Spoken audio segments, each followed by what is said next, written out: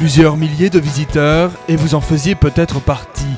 Cette année encore, le marché Talents et Saveurs vous accueillait durant tout un week-end, du vendredi 20 au dimanche 22 novembre 2015, à Micropolis Besançon. C'est le rendez-vous des savoir-faire franc-comtois et des autres régions de France qui proposent du circuit court sur l'ensemble de l'événement, avec la présence de petits producteurs de la région et d'ailleurs, d'artisans créateurs, d'auteurs ou éditeurs. Et cette année, 200 exposants vous attendaient sur le marché, répartis sur une surface de 12 000 m² d'exposition, le tout bien organisé en plusieurs secteurs. Artisanat d'art, livres et éditions, gastronomie et agriculture. L'art se décline dans bien des domaines et les artisans de nos régions ont vraiment du talent et une imagination sans bornes. Ces artisans-là innovent et élaborent chaque jour notre cadre de vie. Et il en faut du savoir-faire et de la minutie pour réaliser toutes ces œuvres d'art. Des objets qui, pour la plupart, nous entourent dans notre quotidien. Comme par exemple ces sacs à main, ces porte-monnaies de toutes les couleurs ou encore ces ceintures multicolores. Les jouets en bois ont eu eux aussi la cote sur le marché. C'est l'entreprise Sauge Artisan du Bois qui fabrique ces jouets totalement en bois avec des mécanismes ingénieux. De quoi perdre la boule à essayer de gagner à un de ces jeux si simples d'apparence mais qui requiert une extrême dextérité. Et puisque nous sommes dans le bois, les lycées Saint-Joseph de Besançon et Pierre Vernotte à Moirans en Montagne étaient présents sur le marché pour faire découvrir sa filière ébénisterie. Alors, avis aux amoureux du bois. On retrouve également l'art dans les instruments de musique ou bien autour de notre poignet ou de notre cou avec ces beaux bijoux. Vous l'aurez vu, l'art est partout et pourquoi pas jusque dans notre assiette. Mais oui, Yannick Cureau, traiteur dans le Jura, l'a fait. Il est sculpteur sur fruits et légumes et façonne des personnages, des logos ou des prénoms. Cet art thaïlandais demande une précision remarquable.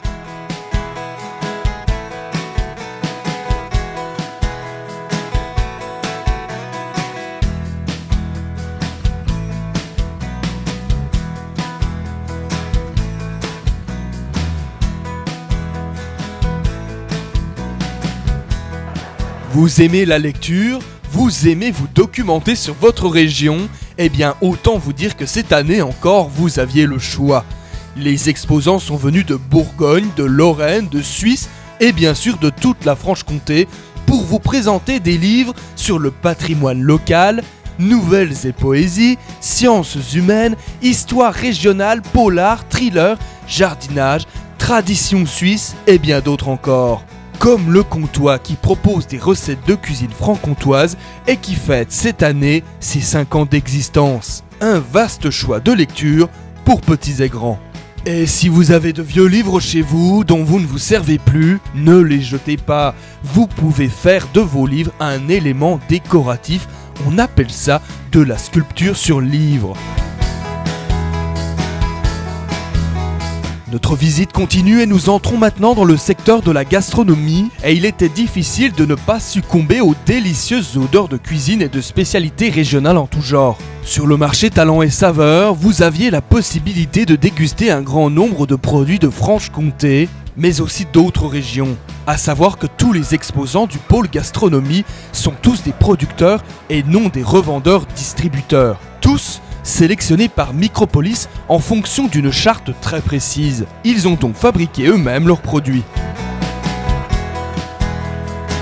Manger un sandwich, déguster des produits sur les stands ou bien tout simplement prendre le temps de s'asseoir pour savourer un bon repas avec des produits de qualité.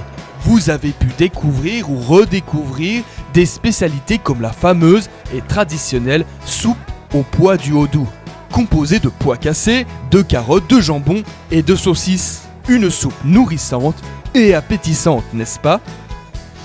Un peu plus loin, se tenait un concours de cuisine pour enfants le matin et pour adultes l'après-midi, animé par la tournée des chefs.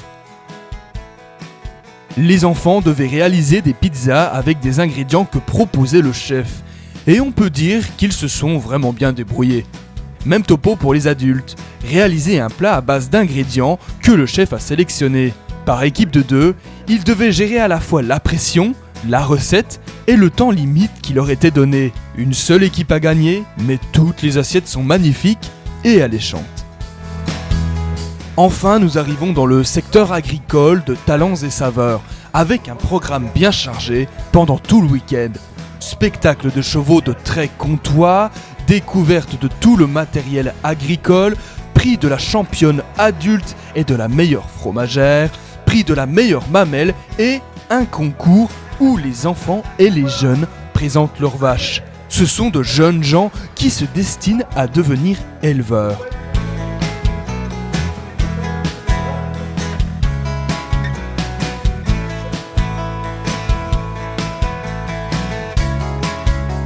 On sait aussi rigoler dans le monde agricole et pour terminer ce week-end, des sketchs très humoristiques étaient proposés au public venu soutenir en grand nombre tous ses compétiteurs et ses compétitrices.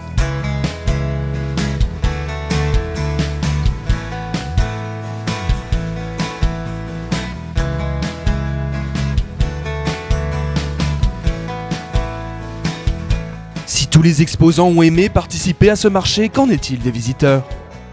Je suis venue au salon comme chaque année parce que je suis curieuse de nature, d'abord pour les métiers d'art, ça c'est certain. Un petit peu pour la dégustation, je ne le cacherai pas. En conclusion, c'est un salon où il fait bon prendre son temps, flâner, grignoter et discuter avec des exposants qui partagent avec le consommateur l'amour de leur métier.